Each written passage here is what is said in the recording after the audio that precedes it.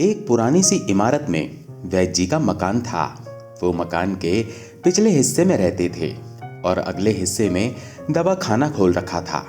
उनकी पत्नी की एक आदत थी कि दवा खाना खोलने से पहले उस दिन के लिए आवश्यक सामान एक चिट्ठी में लिखकर दे देती थी। वैद्य जी गद्दी पर बैठकर पहले भगवान का नाम लेते, फिर वो चिट्ठी खोलते। पत्नी ने जो बात लिखी होती उनके भाव देखते, फिर उनका हिसाब करते, फिर परमात्मा से प्रार्थना करते कि हे भगवान, मैं केवल तेरे ही आदेश के अनुसार तेरी भक्ति छोड़कर यहाँ दुनियादारी के चक्कर में आ बैठा हूँ। वैद्य जी कभी अपने मुंह से किसी रोगी से फीस नहीं मांगते थे।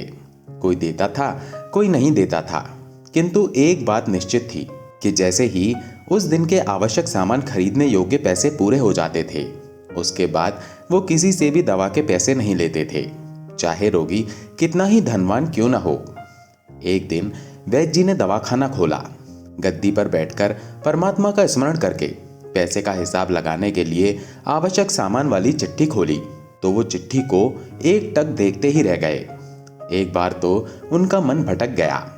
उन्हें अपनी आंखों के सामने तारे चमकते हुए नजर आए, किंतु शीघ्र ही उन्होंने अपनी तंत्रिकाओं पर नियंत्रण पा लिया।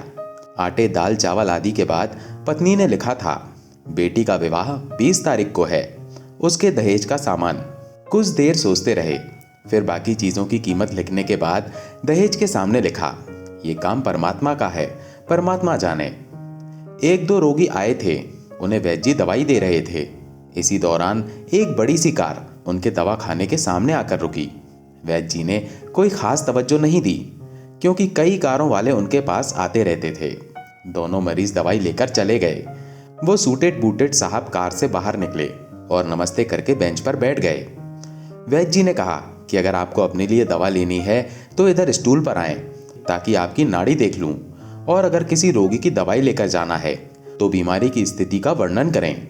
वो साहब कहने लगे, वैद्य जी, आपने मुझे पहचाना नहीं। मेरा नाम कृष्णलाल है, लेकिन आप मुझे पहचान भी कैसे सकते हैं, क्योंकि मैं 15-16 साल बाद आपके दवाखाने पर आया हूँ। आपको पिछली मुलाकात का हाल सुनाता हूँ, फिर आपको सारी बात याद आ जाएगी। जब मैं पहली बार यहाँ आया था तो मैं खुद नहीं आया था, अपितु ईश्वर मुझे आपके पास ले आया था, क्योंकि ईश्वर ने मुझ पर कृपा की थी और वो मेरा घर आबाद करना चाहता था। हुआ कुछ इस तरह था कि मैं कार से अपने पैतृक घर जा रहा था। बिल्कुल आपके दवाखाने के सामने हमारी कार पंचर हो गई। ड्राइवर कार का पहिया उतारकर पंचर लगवाने चला गया। आपने देखा कि गर्मी में मैं कार के पास खड़ा था, तो आप मेरे पास आए और दवाखाने की ओर इशारा किया और कहा कि इधर आकर कुर्सी पर बैठ जाएं। अब अंधा क्या चाहे, 2 आंखें और कुर्सी पर आकर बैठ गया। ड्राइवर ने कुछ ज्यादा ही देर लगा दी थी। एक छोटी सी बच्ची भी यहाँ आपकी मेज के पास खड़ी थी और बार बार कह रही थी, चलो ना बाबा, मुझे भूख लगी है। आप उससे कह रहे थे कि बेटी थोड़ा धीरज धरो, चलते हैं। मैं ये सोचकर कि इतनी देर से आपके पास बैठा था और मेरे ही कारण आप दवाखाने से भी नहीं जा रहे हैं, मुझे कोई दवाई खरीद लेनी चाहिए ताकि आप मेरे बैठने का भार महसूस न करें। मैंने कहा, वैद्य जी, मैं पिछले 5-6 साल से इंग्लैंड में रहकर कारोबार कर रहा हूँ। इंग्लैंड जाने से पहले मेरी शादी हो गई थी, लेकिन अब तक बच्चे के सुख से वंचित हूँ। यहाँ भी इलाज कराया और वहाँ इंग्लैंड में भी, लेकिन किस्मत ने निराशा के सिवा और कुछ नहीं दिया। आपने कहा था, मेरे भाई, भगवान से निराश न हो। याद रखो, उसके कोष में किसी चीज की कोई कमी नहीं है। आस, औलाद, धन, इज्जत, सुख, दुख, जीवन, मृत्यु, सब कुछ उसी के हाथ में है। ये किसी वैद्य या डॉक्टर के हाथ में नहीं होता और न ही किसी दवा में होता है। जो कुछ होना होता है वो सब भगवान के आदेश से होता है। औलाद देनी है तो उसी ने देनी है। मुझे याद है, आप बातें करते जा रहे थे और साथ साथ पुड़िया भी बनाते जा रहे थे। सभी दवा आपने 2 भागों में विभाजित कर 2 अलग अलग लिफाफों में डाली थी और फिर मुझसे पूछकर आपने एक लिफाफे पर मेरा और दूसरे पर मेरी पत्नी का नाम लिखकर दवा उपयोग करने का तरीका बताया था। मैंने तब बेमन से ये दवाई ले ली थी, क्योंकि मैं सिर्फ कुछ पैसे आपको देना चाहता था। लेकिन जब दवा लेने के बाद मैंने पैसे पूछे तो आपने कहा था, बस ठीक है। मैंने जोर डाला तो आपने कहा कि आज का खाता बंद हो गया है। मैंने कहा, मुझे आपकी बात समझ नहीं आई। उसी दौरान वहां एक और आदमी आया।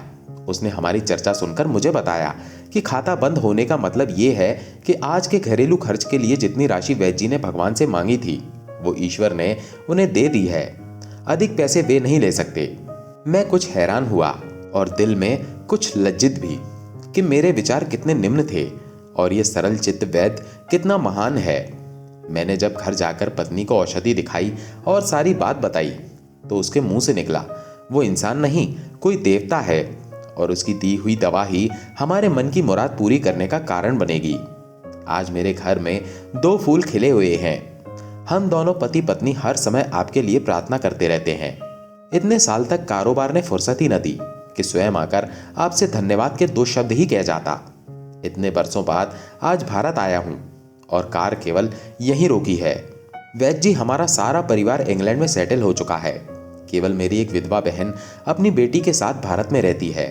हमारी भांजी की शादी इसी महीने की 21 तारीख को होनी है। न जाने क्यों जब जब मैं अपनी भांजी के भात के लिए कोई सामान खरीदता था तो मेरी आंखों के सामने आपकी वो छोटी सी बेटी भी आ जाती थी और हर सामान मैं दोहरा खरीद लेता था। मैं आपके विचारों को जानता था कि संभवतः आप वो सामान ना लें, किंतु मुझे लगता था कि मेरी अपनी सगी भांजी के साथ जो चेहरा मुझे बार बार दिख रहा है वो भी मेरी भांजी ही है। मुझे लगता था कि ईश्वर ने इस भांजी के विवाह में भी मुझे भात भरने की जिम्मेदारी दी है। वैद्य जी की आंखें आश्चर्य से खुली की खुली रह गईं और बहुत धीमी आवाज में बोले, कृष्णलाल जी, आप जो कुछ कह रहे हैं मुझे समझ नहीं आ रहा कि ईश्वर की ये क्या माया है। आप मेरी श्रीमती के हाथ की लिखी हुई ये चिट्ठी देखिए। और वैद्य जी ने चिट्ठी खोलकर कृष्णलाल जी को पकड़ा दी। वहां उपस्थित सभी लोग ये देखकर हैरान रह गए कि दहेज का सामान के सामने लिखा हुआ था, ये काम परमात्मा का है, परमात्मा जाने। कांपती सी आवाज में वैद्य जी बोले, कृष्णलाल जी, विश्वास कीजिए कि आज तक कभी ऐसा नहीं हुआ कि पत्नी ने चिट्ठी पर आवश्यकता लिखी हो और भगवान ने उसी दिन उसकी व्यवस्था न कर दी हो। आपकी बात सुनकर तो लगता है कि भगवान को पता होता है कि किस दिन मेरी श्रीमती क्या लिखने वाली है, अन्यथा आपसे इतने दिन पहले ही सामान खरीदना आरंभ न करवा दिया होता परमात्मा ने। वाह भगवान वाह, तू महान है, तू दयावान है। मैं हैरान हूं कि वो कैसे अपना रंग दिखाता है। वैद्य जी ने आगे कहा, जब से होश संभाला है एक ही पाठ पढ़ा है, सुबह परमात्मा का आभार करो, शाम को अच्छा दिन गुजरने का आभार करो, खाते समय उसका आभार करो, सोते समय उसका आभार करो। दोस्तों, उम्मीद है ये कहानी आपको पसंद आई होगी। अगर पसंद आई हो तो वीडियो को लाइक करके कमेंट में जय श्री कृष्णा अवश्य लिखें। चैनल पर नए हैं तो चैनल को सब्सक्राइब जरूर कर लें। धन्यवाद।